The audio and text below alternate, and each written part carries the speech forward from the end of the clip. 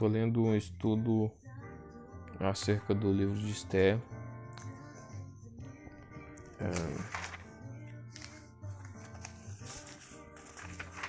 Um pequeno estudo, né? Aqui é John Bendor Samuel, o nome do cara que faz o estudo. Canonicidade. Esther é um livro dos 5 livros dos Megilot, que é rolos, os livros da lei e os 5 livros dos Salmos. Os 5 Megilot estavam associados a festivais dos hebreus da seguinte maneira: Cântico dos Cânticos, Páscoa, celebrando o Êxodo; Ruth, a festa das semanas, a colheita de cereais e a entrega da lei no Sinai; Lamentações de Jeremias, o 9º dia de Abê, queda de Jerusalém em 587 a.C.; Eclesiastes, festa dos tabernáculos, colheita da uva; Esther, Purim, libertação nacional. O lugar e o valor de Esther têm sido debatidos veementemente por judeus e cristãos. O livro parece ter sido aceito no Concílio de Jânia em 90 d.C. Quando o processo de canonização dos judeus foi concluído, embora com base em 2 passagens no Talmud, alguns rabinos continuassem a ter restrições quanto ao livro, talvez por motivos teológicos, a ausência do nome de Deus, ou o casamento de Esther com um não-judeu, ou porque rejeitassem Purim como uma festa pagã. Apesar dessas dúvidas, logo no início, Esther se tornou um dos livros mais populares entre os judeus, tendo muitos comentários. Midrash, escrito sobre o seu texto, é o único livro fora do Pentateuco a ter 2 targums, tradução aramaica com ampliações. Há mais manuscritos medievais de Esther do que de qualquer outro livro do Antigo Testamento, possivelmente porque era leitura obrigatória na celebração de Purim.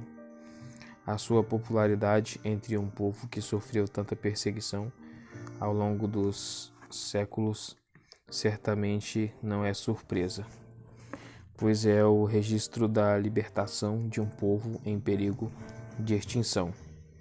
Ele encoraja o leitor a esperar uma libertação semelhante nos seus dias, e tantas vezes esse encorajamento foi necessário.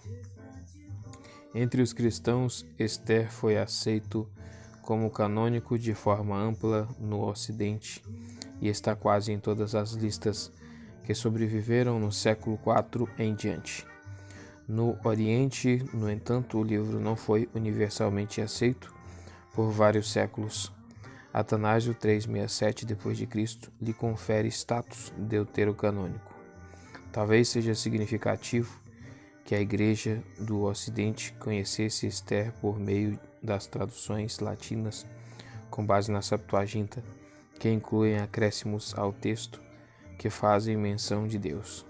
A partir do século VII, parece que houve aceitação geral em toda a Igreja, embora houvesse ainda aqueles, como Lutero, que questionassem o seu valor.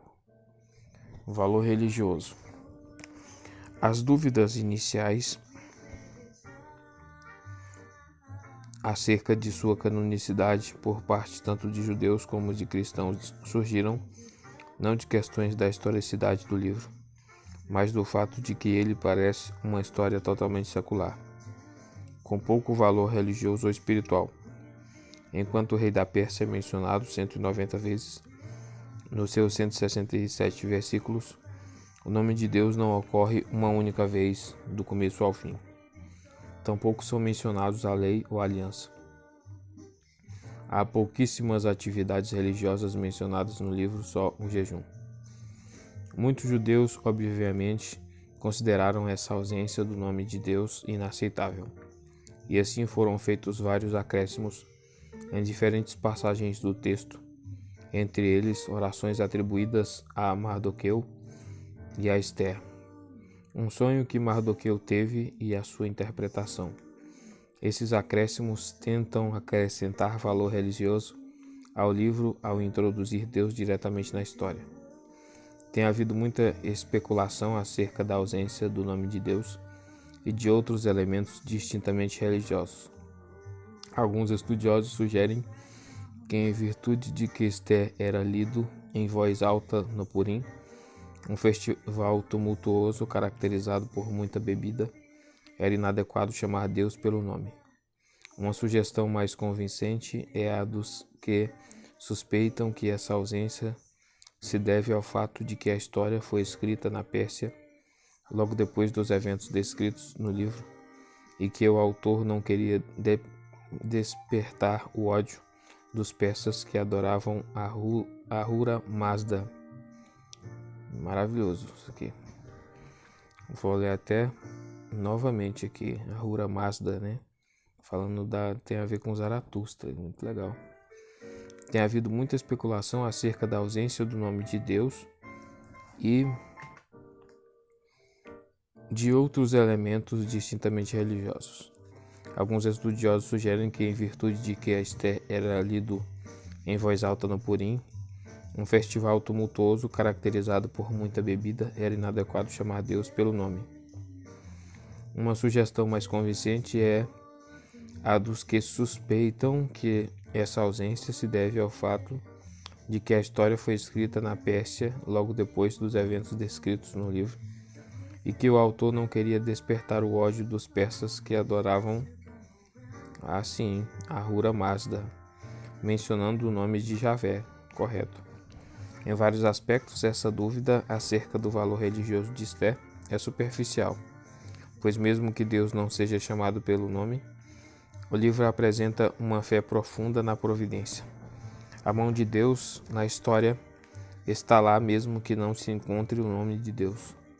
Em 414, quando Mardoqueu afirma que se Esther ficar calada, socorro e livramento surgirão de outra parte para os judeus. Está evidentemente se referindo a Deus. Além disso, ele sugere que Esther se tornou rainha exatamente para uma ocasião como essa, o que claramente implica o cronograma da providência de Deus. Toda a sequência de eventos no capítulo 6 aponta da mesma forma para a mão de Deus. Naquela noite crucial acontece que o rei não consegue dormir.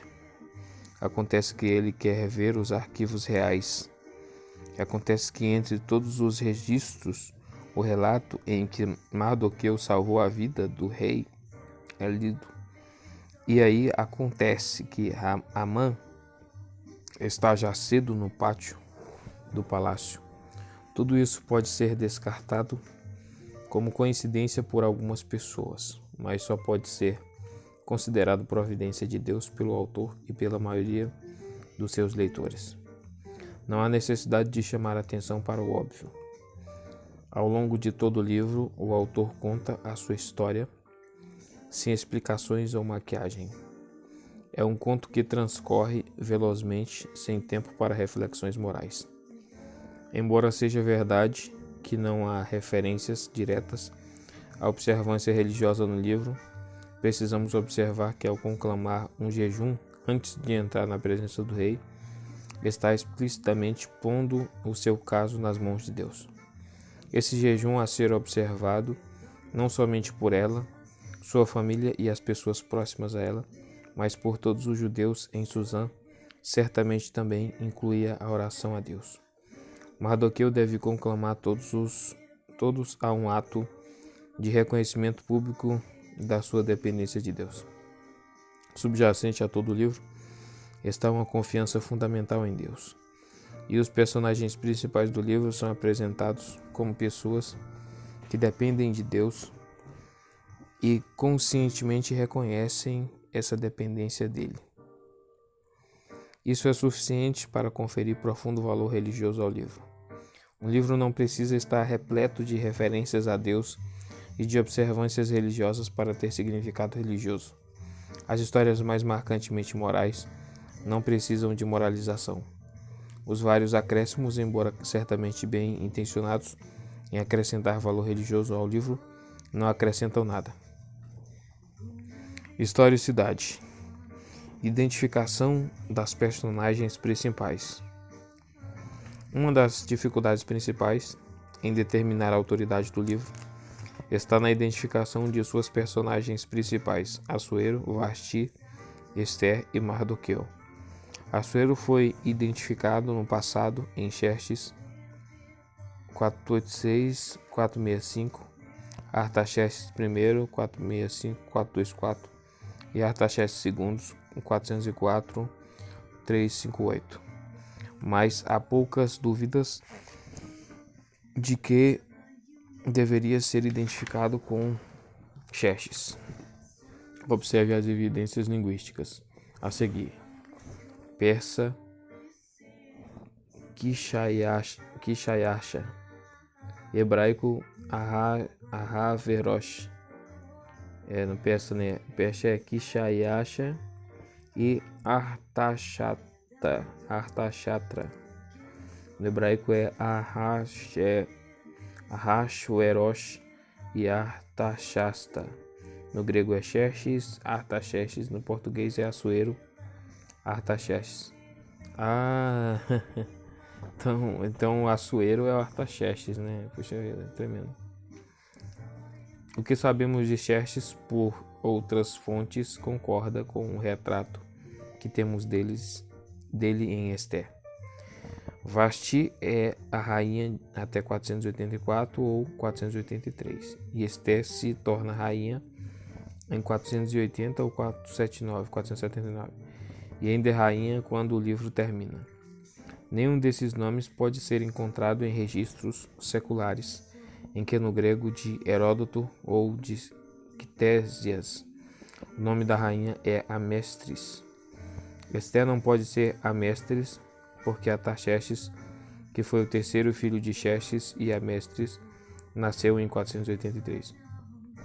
Assim, Vasti deve ser Amestris. Sabe-se que Amestris acompanhou Xerxes na campanha grega e que mais tarde mutilou a mãe da amante de Xerxes. Stafford Ulrich especula que a ira inicial de Xerxes se acalmou, mas foi reavivada por esse incidente posterior que fez o rei decidir se livrar finalmente de Amestris, usando o incidente anterior como desculpa. Isso pode explicar o fraseado em Esther 2:1 e o longo intervalo de 4 anos entre os eventos do capítulo 1 e a escolha de uma nova rainha no capítulo 2. Não há mais menção de Amestris no reinado de Xerxes, e ela não gerou mais filhos após a data em que Esther se tornou rainha. Não sabemos quase nada acerca do período entre 479 e 465, o ano em que Xerxes foi assassinado. Heródoto termina seu relato em 479 e Ctésias dedica só 10 linhas ao período entre 480 e 465. Talvez Esther tenha morrido nesse período sem ter tido filhos. Quando Artaxerxes sobe ao trono, sua mãe reaparece e como rainha-mãe, Neemias 2:6. Reconquista o poder até a sua morte em 424. Ctésias registra a pressão que ela faz sobre Artaxerxes para conseguir a execução de 50 prisioneiros. Mas isso nem contradiz nem prova se ela foi rainha ou é rainha ao longo de todo o reinado de Xerxes. Tudo que está registrado acerca de Amestris em Heródoto e Ctésias concorda com a natureza da enérgica rainha Vasti. Essas especulações provam muito pouco, mas mostram que não há nada nos registros seculares que não possa ser harmonizado com os registros bíblicos. A rainha que conhecemos da história secular não é Esther, mas Vasti. E o pouco que sabemos da rainha e de sua vida não diverge dos fatos acerca das duas rainhas de Xerxes contidos em Ester.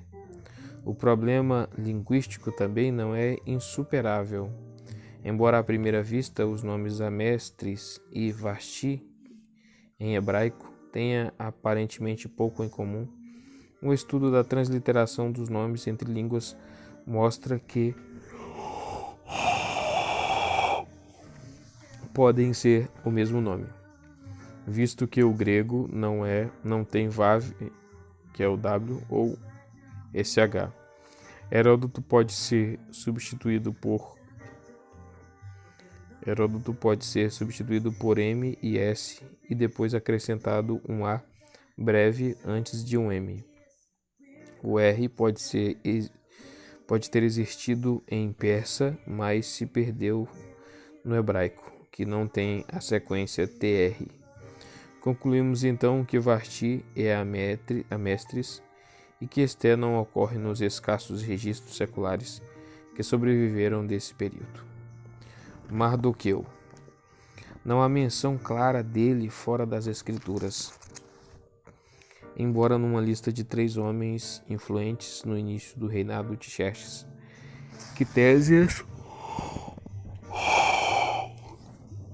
Quitésias faça menção de um Matacus como o mais influente dos eunucos.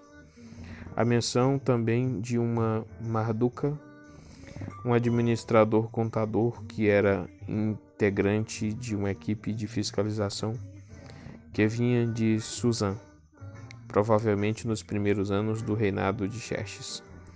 Em Esdras 2:2, Neemias 7:7, há um Mardoqueu na lista dos que acompanharam Zorobabel no seu retorno a Jerusalém.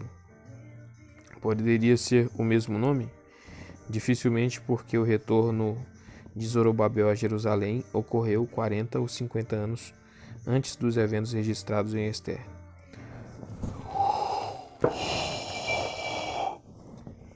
Mardoqueu era eunuco? Isso implicaria o seu acesso às dependências das mulheres. Ele parece ter sido muito influente, do contrário, Ester não teria sido escolhida como candidata à rainha. Mardoqueu tem trânsito livre no palácio, um fato que é confirmado pela descoberta da trama dos eunucos contra Xerxes. Alguns estudiosos sugerem que ele tivera uma posição elevada na corte, mas que estava temporariamente em desgraça. Isso explicaria tanto o fato de como descobriu a trama, quanto o de que não foi imediatamente recompensado por essa descoberta. Geralmente os reis persas davam recompensas imediatas e generosas por essa prova de lealdade. Há muitas perguntas assim para as quais não temos evidências nem respostas. Isso deve, no mínimo, levar-nos a ser muito cuidadosos em descartar qualquer parte do registro bíblico. Nem Mardoqueu nem Ester estão incluídos na lista de pessoas famosas no louvor aos pais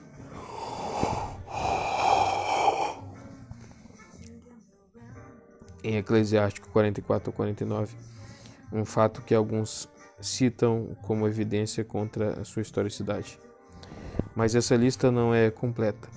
Esdras tampouco está nessa lista.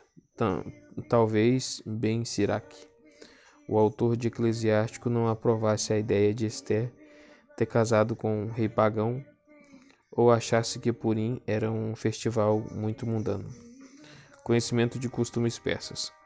Há muitas indicações no livro de que o autor tem um conhecimento profundo dos costumes e da vida na Pérsia. Observe as seguintes. 1.1. A extensão do império de Xerxes ia da Índia até a Etiópia. Uma objeção afirma que não eram 127 satrapias. Essa palavra é também usada em 8.9 e em Esdras 5.8 e Neemias 1.3. As satrapias incluíam várias províncias. A primeira satrapia incluía a Mísia, a Lídia e parte da Frígia. Judá fazia parte da quarta satrapia. É provável que essas 127 províncias tenham correspondido aos grupos étnicos do Império, ao passo que as 20 satrapias de Heródoto 89 seriam agrupamentos maiores para fins administrativos do governo e de impostos. 1.3 O banquete no terceiro ano corresponde ao grande conselho que se reuniu para planejar a invasão da Grécia. Os preparativos para o banquete e a descrição dos móveis e utensílios e da disposição geral do palácio estão de acordo com o que sabemos do palácio de Artaxerxes em Suzã, que era uma restauração do palácio de Dario e de Xerxes. 1.14 Os 7 príncipes que formavam o Conselho do Estado, Esdras 7.14. 2.16 O intervalo não implicado de 4 anos entre o banquete e a ascensão de Esté corresponde ao período da campanha contra a Grécia. 3.2 A reverência diante do rei e dos seus protegidos. 3.7 A crença em dias de sorte e dias de azar. 3.13 e 8.10 O sistema de mensageiros de cartas. 4.2 A proibição de lamento e luto no palácio. 5.14 A morte na forca como pena de morte. 6, 8 e 9 Prestar homenagem a um homem vestindo-o com roupas do rei, cavalos usando uma coroa. Alguns problemas gerais. Aqueles que rejeitam a historicidade do livro citam com frequência os aspectos a seguir como pouco prováveis. 1.1 ao 3 A duração da festa, 180 dias, seguidos de um banquete de 7 dias, parece legítimo, no entanto, entender que o conselho no qual o rei mostrava aos seus líderes a sua glória e poder durasse 180 dias e depois terminasse com um banquete de 7 dias.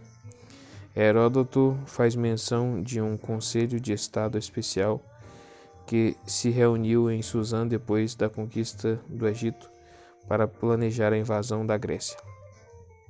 1.12 A recusa de Varti em obedecer ao rei, porque ela iria desobedecer. 1.19 A afirmação de que a lei dos medos e persas é inalterável não tem confirmação fora da Bíblia. É semelhante a Daniel 6, 9 e 13, mas não é testemunhada em outro lugar.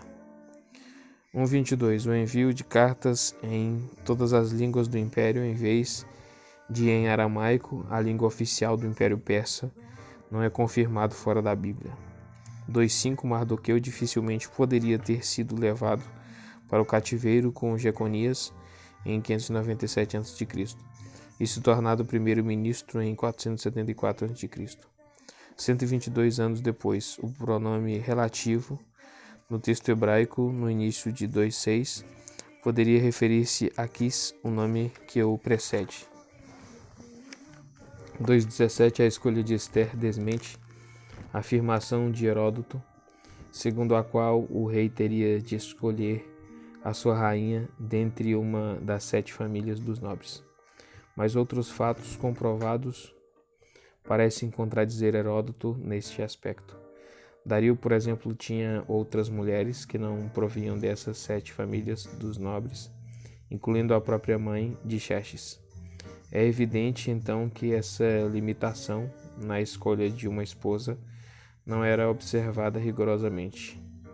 3.1 A indicação de alguém que não era persa para a posição tão importante de primeiro-ministro ou grão-vizir. 3.12 O fato de um rei dar permissão com quase um ano de antecedência para que um povo inteiro fosse eliminado parece improvável, e o fato de o rei permitir o tipo de luta descrita no capítulo 9 parece igualmente improvável. 5.14 A altura enorme da forca, 50 côvados, mais de 20 metros, parece improvável, especialmente porque a sua construção foi feita às pressas, mas não é impossível imaginar uma série de explicações possíveis: uma árvore ou um prédio existente, ou um lugar alto cujo desnível tivesse essa altura. De qualquer maneira, o número não é dado como a altura exata da forca. A mulher e os amigos de Amã sugerem a construção desse tipo de forca e o eunuco do rei se refere a ela em 7.9 de maneira semelhante. O número 50 pode ter sido usado como um número redondo para transmitir a ideia de que a forca era muito alta. Natureza lendária. Nenhum desses problemas parece suficientemente sério para questionar a historicidade do livro, mas são considerados em conjunto com duas objeções mais gerais por alguns eruditos. A primeira objeção geral é que alguns elementos na história, especialmente o incidente de Vashti e todo o processo de seleção de uma nova rainha, têm semelhança impressionante com alguns aspectos lendários de certas histórias do Antigo Oriente Médio, especialmente com 1001 Noites.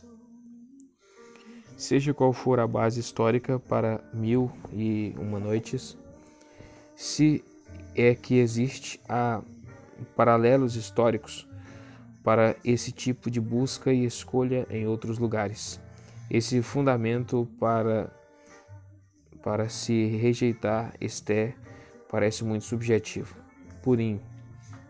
A segunda objeção geral está relacionada à origem e à natureza da festa de Purim.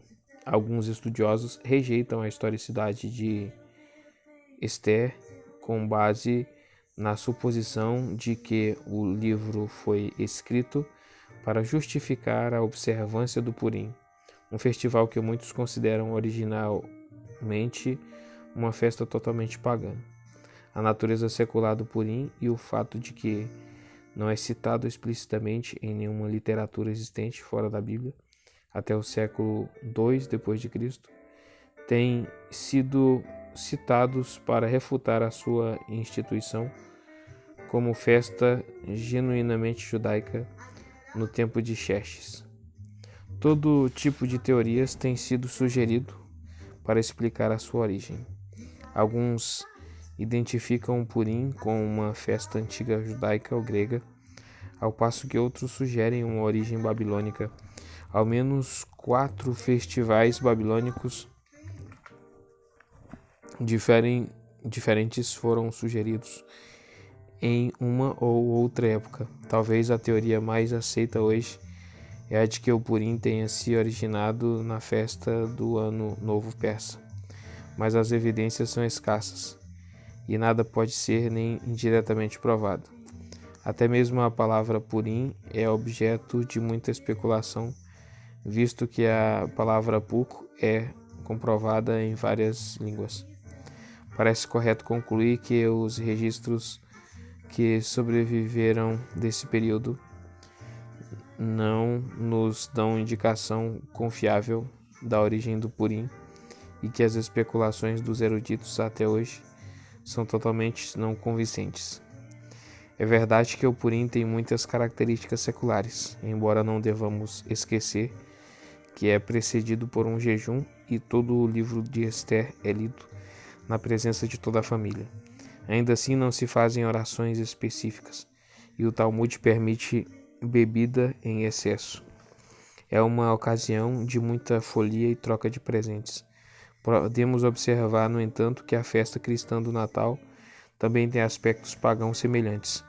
A forma em que se celebra uma festa não refuta necessariamente a sua origem religiosa, nem obriga à rejeição do evento histórico que alega comemorar. Em relação à falta de reverência ao Purim, 2 Macabeus 15:36 traz uma menção implícita a ele quando afirma que a vitória de Judas Macabeu no 13º dia de Adar de 161 a.C. foi no dia anterior ao dia de Mardoqueu. Não há menção ao Purim em Esdras e Neemias, mas eles citam todos os festivais da lei. Joséfo se refere ao Purim como Frouraios,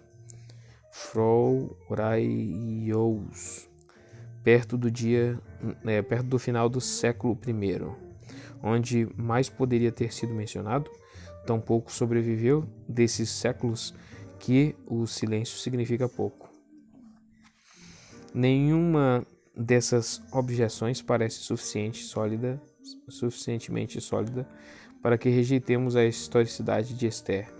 Alguns comentaristas podem dizer que a evidência a favor da sua historicidade também não é conclusiva. Podemos admitir isso, mas as pessoas que aceitam a historicidade geral da Bíblia não precisam hesitar em aceitar Esther. Em grande parte, as pressuposições do leitor acerca das Escrituras vão determinar se ela aceita ou não a historicidade desse livro. Essa aceitação não é ingenuidade. Quando as evidências históricas são inconclusivas, tanto a aceitação quanto a rejeição podem ser determinadas por convicções teológicas. Data e autor. O tipo de hebraico usado em Esther é muito diferente do hebraico do século II a.C., que foi encontrado em Qumran. Isso levou os estudiosos a abandonar a hipótese anterior, muito popular, de uma data tardia para Esther. Cada vez mais aceita-se uma data em torno do século IV ou V. Outro aspecto que vale como evidência linguística a favor de uma data antiga é a ausência de helenismos como o que são encontrados nos escritos dos séculos III e II a.C. O livro não faz comentário algum sobre a autoria. As evidências linguísticas e o conhecimento detalhado da vida na Pérsia que o livro mostra tornam muito provável que o autor tenha sido um judeu que vivia na Pérsia em uma época não muito posterior aos eventos relatados no livro. O autor pode muito bem ter incorporado material escrito originariamente pelo próprio Mardoqueu. Confira 9 e 10. E aqui, então já